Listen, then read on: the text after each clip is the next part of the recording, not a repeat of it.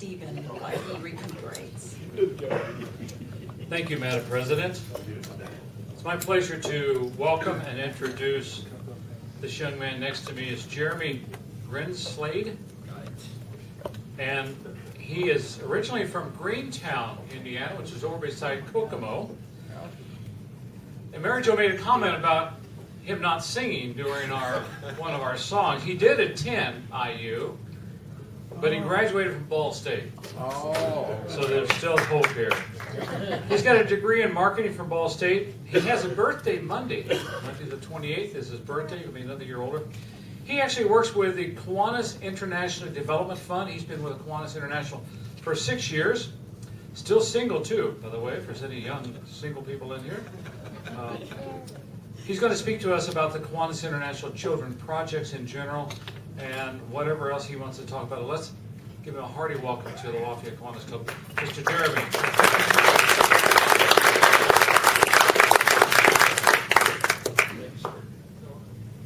Yeah, I had a little bit of indigestion here a few minutes ago. Your guys' singing's wonderful. Don't get me wrong. It was just the song of choice was, and I knew I was going to hear it somehow, some way. It was going to either come on the radio.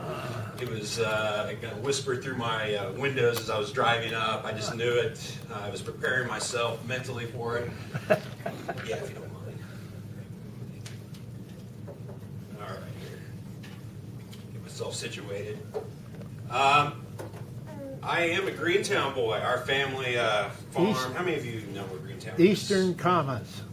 I was a Taylor Titan. Oh. Yeah. Eastern had, or Eastern Greentown actually made its way into the Taylor Township area, and actually Northwestern High School, Taylor High School, and Eastern High School, all Greentown. You were talking about one of your members, and it was just one of the things that it was coming to mind with me was as a farm boy is Down that side. you always talk about reaping what you sow and the seeds that you plant. And it sounds like for 100 years, there's a lot of seeds that he planted in this community, in this Kiwanis family, which is awesome. And in the stories hearing, I just got maybe 0.5% of some of the stories that surrounded him. And so that's wonderful. And I'm happy to at least get to hear some of those stories while I'm here today. Let me see if I can start. That doesn't work. All right, here we go. Friends, I just love cameras, and I've already shared how much I just love that camera pointing at me. I was lucky. Here's some great news. Great news is I'm giving you one of our presentations that we just got an updated information. Here's the bad news. This is the first time I've done this presentation, so we'll see how this goes here. I'm going to quickly go through this presentation and share with you exactly what the Kiwanis Children's Fund is all about. For some of you, if you don't remember, we announced about a year ago, 2 years ago, that the Kiwanis International Foundation is now called the Kiwanis Children's Fund. And what I want to share with you is, for the professors in the room, a Kiwanis Children's Fund 101. Here is what the Children's Fund is all about. Here's our 5 causes. Then we can use the Q&A session to talk a little bit more of the 201 and 301 questions. And if you have 401 questions, I'd be more than happy to share with you after the meeting and dive into some of the specifics in a lot more detail with you, or we can always connect after the meeting, email, phone calls, fax, regular mail, Pony Express, whatever works for you. The Children's Fund is... There we go. Thank you. Thank you very much. This club has been a wonderful supporter of the Children's Fund for many, many years. As is the second oldest club here in the state, your support for many years is truly appreciated. You've also been a huge supporter of our current World Service project with the Eliminate Project. Right. And also you're a huge supporter of IDD many years ago as well. And I'm going to actually dive into IDD, surprisingly, here in just a few minutes. That's what we're all about. One of my staff members, they always say, we try to convey to Kiwanians around the world in the Indiana district what Kiwanis is all about, what the Children's Fund is all about. Kids, Our kids, our kids, our kids. Doesn't matter where they're from, kids are kids. You cannot tell me the difference between a kid from Lafayette to Greentown to Indianapolis or around the world. Kids are kids. We have, there's some questions about, I know that this club has a foundation, the district has a foundation, there's many clubs here in the state that have a foundation, and so what is the difference between the International Foundation, now called the Kiwanis Children's Fund, and all of these local foundations? You can see here, club foundations, you handle the local needs. You just saw some great examples of the local needs within this community. You also have the district foundation, and what's their main focus? The Riley hospitals. They also working on the Eliminate project. They also have scholarships. That's really their top 3 priorities here in the district. For us, we have our 5 causes, which I'll share here in a second. But what we try to do is we try to amplify the impact that each and one of you makes when you make a gift to us through the Children's Fund or through your club gift. That's what we try to do. We're also a resource for you. I share at the district conventions and midwinters and trainings, and I'll share this with this club today. I want to see your foundation succeed. I want to see the district foundation succeed. Because again, when we come together as a group, we are able to amplify the impact that we make in the local community and around the world by helping kids. So what do? We do some of the same things that this club does, and some of the same things that the district foundation does. We raise money, and we provide grants back out into the community. Well, for us, the community is the Kiwanis family. We provide grants back out into the Kiwanis family. But we also provide services and resources. Resources, it could be fundraising resources. I'll have one of my last slides. I'll talk a little bit more about some of the resources we provide. Some of the services, the best example, friends, I have is I sat down with a member up in Michigan. Her husband had recently passed away, who's been a long-time Kiwanis member. Both of them have been wonderful supporters on both the local level and the international level. One thing that when we were chatting was they understood philanthropy, but their kids didn't. They never had the opportunity, or it just never came to mind about teaching their kids about philanthropy. And something that I'd be more than willing to help, and we chatted about ways that she could talk to them about philanthropy, getting them involved in their scholarship program. Showing them, those kids need to figure out what they want to do. How do they want to make an impact in their community and around the world? That is what we try to do. We try to talk about resources and help the Kiwanis members on a one-on-one basis on how we can help you when it comes to philanthropy. So friends, we have 5 causes, and we passed out these, what we call our little pocket guides. When you are talking about your causes for this club, and we just talked about the causes for the Indiana district, please share these causes as well. And why do I say that? Because you're already supporting those causes. So you can share those causes with their members. Because we couldn't do these causes, support these causes, without your support. First one, service leadership programs. And I have no idea here where I'm at on my presentation because that's how I am. Service leadership programs. We have Action Club, Builders Club, K-Kids, Key Club, Circle K International. We know that you, this club, and the clubs in this community support these different projects. We do it as well. We provide scholarships like this club does. And I can share that one of the club members, one of the scholarships we provided was to a young lady. She did 1,500 hours of community service. And it was not ordered by the local police department. This girl, she did 1,500 hours of community service. I don't have 1,500 hours of extra time in my normal day or in a year to do community service, and she does this on top of everything else. What's great news is she wants to continue to be involved in Kiwanis even after she graduates from high school, or high school and college. This is awesome. Since 2012, 40% of our dollars, grant dollars, have gone out to support the Kiwanis family. We know you're taking care of it again at the local level. Districts take care at the district level, and we're a part of that as well. Here's some more pictures from some of our service leadership programs. Our club and district service projects. This is one I think that many of the members here would be excited about. We partner with you to address a need in your community, support projects providing long-term benefits, and building sustainability. We try to partner with you. We want you to help you with whatever a community project that you're doing with sustainability efforts. I'll share a story about Georgia here in a second, but one of the most recent ones we did here in Indiana was up in Goshen. I don't know if you've read on our blog, our website, or news about the Goshen project, but they do a tools for kids program. I think that's how it is. And I was just up there a few months ago. They have an empty building at one of the local high schools. So right now it's probably -10 in that cold cemented floor building. They don't have AC or heat or air conditioning. They do got electric out there, thank goodness.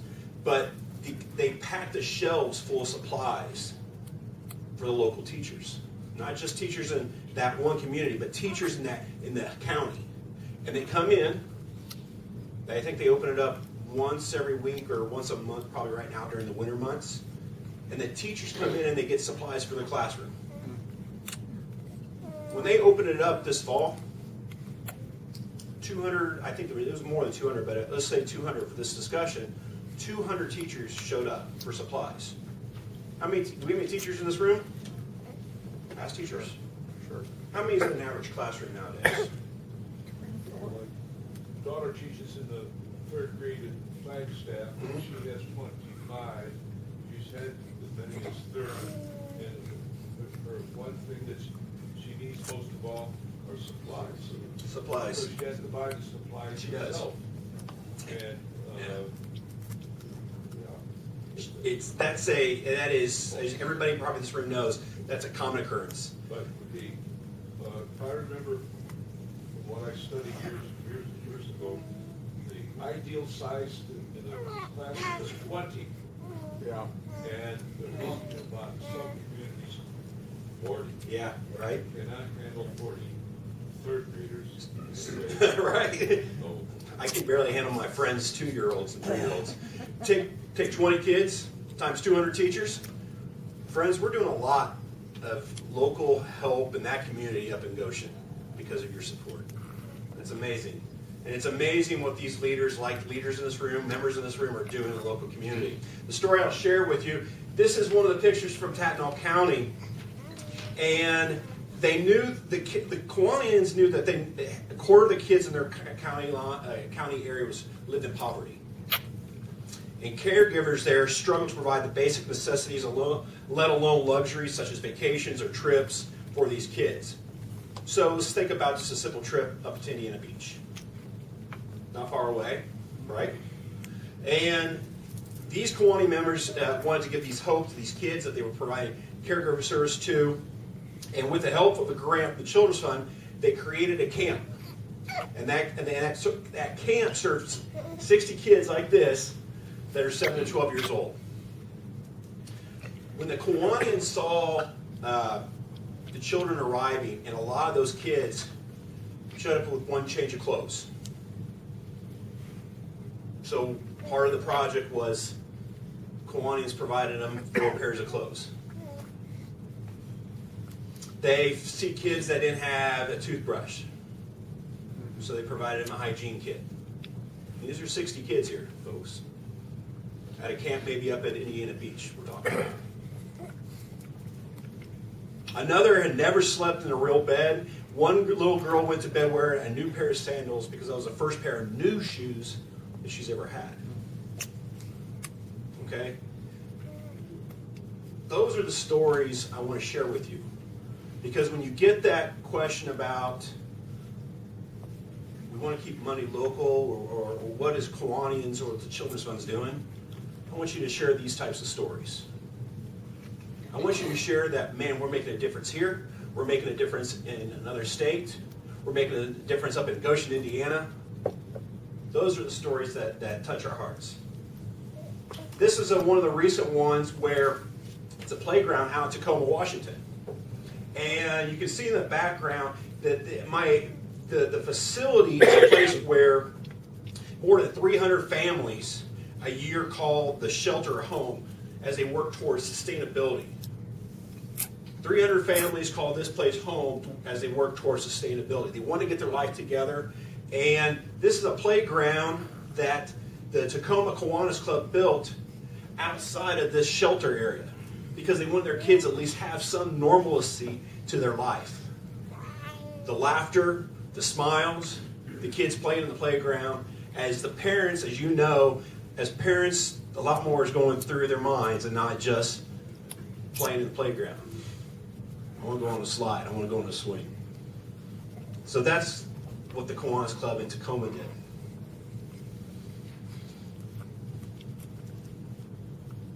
All right. The Club Grant Program, folks, is designed with Kiwanis in mind.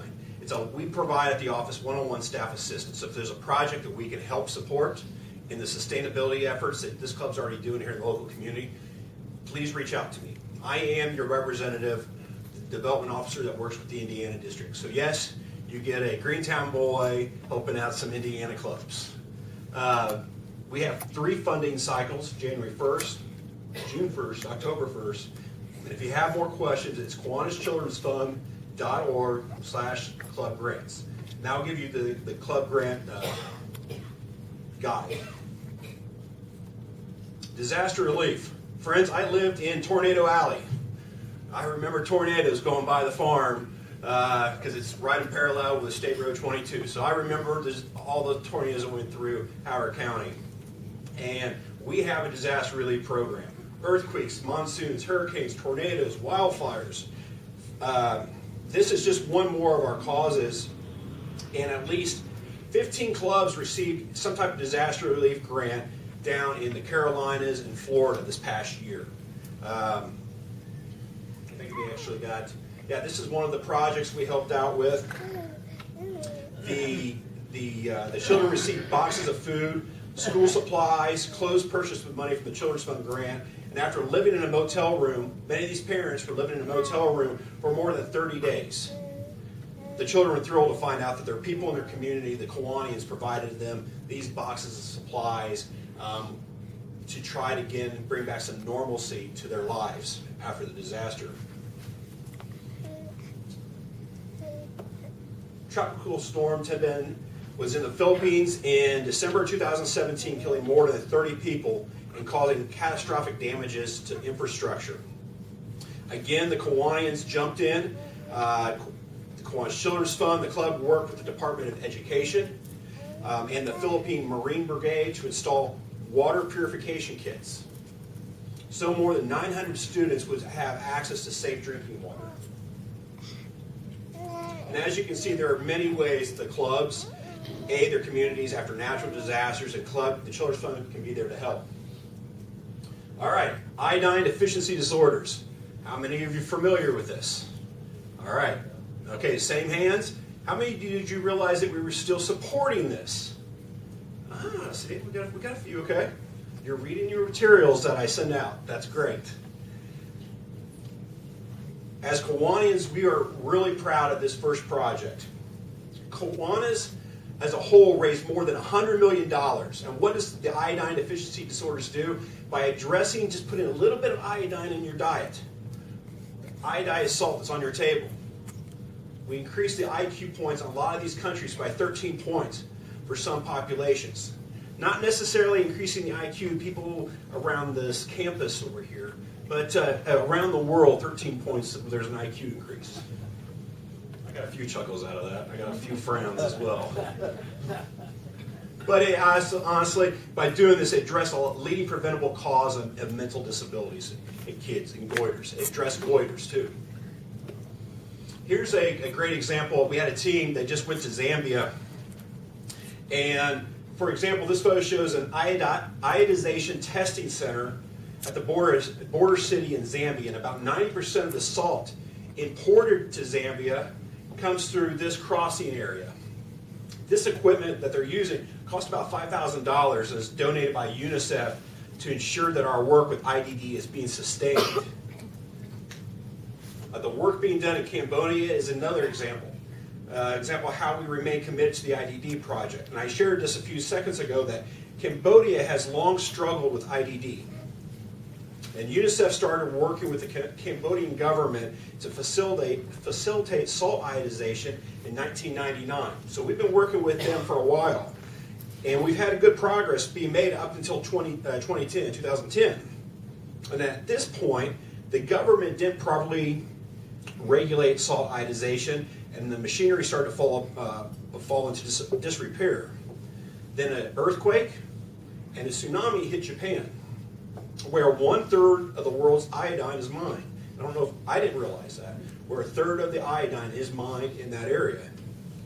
And the global price, because of that, tripled. I think in some cases even quadrupled. But Cambodia was such a poor country, it couldn't handle the price increase. Well, with a $340,000 grant from the Children's Fund, UNICEF began a new salt iodization program in Cambodia. And we made that announcement at the Paris Convention with a strong focus on sustainability. Again, when we go to these countries, it's not just here's the money, go. We focus with them, even with the Eliminate Project, on sustainability efforts. Oh boy, here we go. With the sustainability efforts, the work continues because of the support of Kiwanis members. All right, here we go with the Eliminate Project. This is going to be high-level update. Friends, we've raised so far in cash $83 million of the $110 million in pledges, which is awesome. Pat yourself on the back because this club is one of the clubs that have been very supportive of the Eliminate Project. We have 14 countries still at risk. Since 2010, when we jumped in, 25 countries have come off the list. Infant mortality rate due to MNT has decreased 96%. Death rates have decreased 96% because of your support and the support of the Kiwanis family. 6 countries are still on track to complete their immunization campaigns in 2019. Angola, and this is when we say there's still countries left, I'm going to give you the quick version here is, picture Indiana, all the counties in Indiana, but say our county to the east of us could be still red. The rest of the state is green. That's what we're talking about. A lot of these countries, we've got just a few pockets, Marion County, Howard County, St. Joe County up north, that still haven't been vaccinated like they need to be and be tested, say, hey, we're eliminate free, MNT free, I apologize. And here's some of the urgent funding needs. Chad and the Congo, southern Mali. Here's where we're at with pledges, club pledges, individual pledges are coming in, and we're struggling with the district pledges as part of the fulfillment phase. And here's a quick snapshot of the pledge progress with Indiana. Indiana did a wonderful pledge of $2.3 million. We have a balance right now of $827,000. So we're still trying to collect $827,000 in club and individual gifts. Or we still need to figure out how to raise the $827,000 here in the district.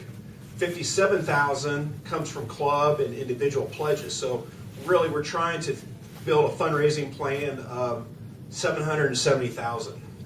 Part of that plan, and you'll see some more information here in the next month, is asking individuals, not clubs, individuals if they would be willing to do some type of recurring gift for 2 years, 24 months, $50, $25, $15 a month, or one-time gifts. I'm not asking the club to do a club gift, but I'm asking individuals to consider thinking about doing some type of recurring gift for the next 24 months to support the Eliminate Project as we reach that $770,000 for the Indiana district.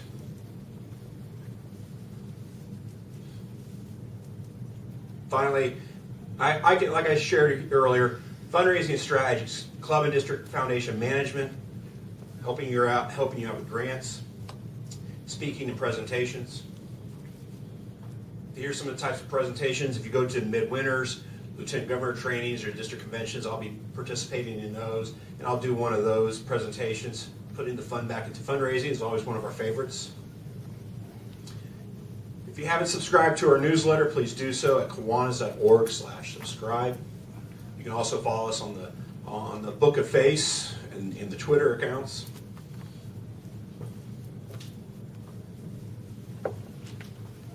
And as I shared, folks, you can make a difference with us on an individual basis and club basis. It's appreciated. It really is. And here's my contact information. And I can give you a business card later, too. Questions? What I do, boss. Whew. Any questions?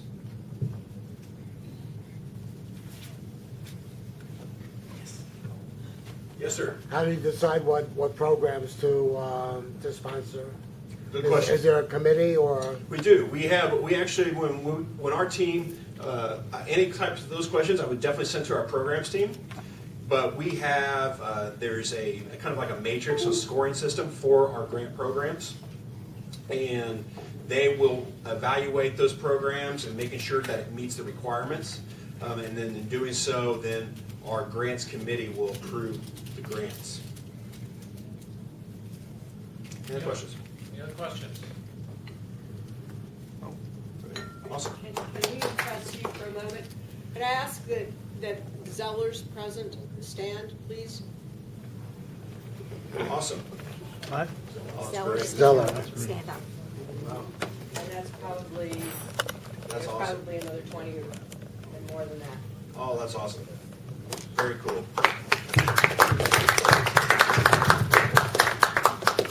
Well, everybody, I do appreciate the opportunity to drive up 65 this morning and dodge traffic to get here this morning. So thank you again for allowing me to share just a few words about what the Children's Fund's up to, but we couldn't do it without your support. Thank you. Thank you very much.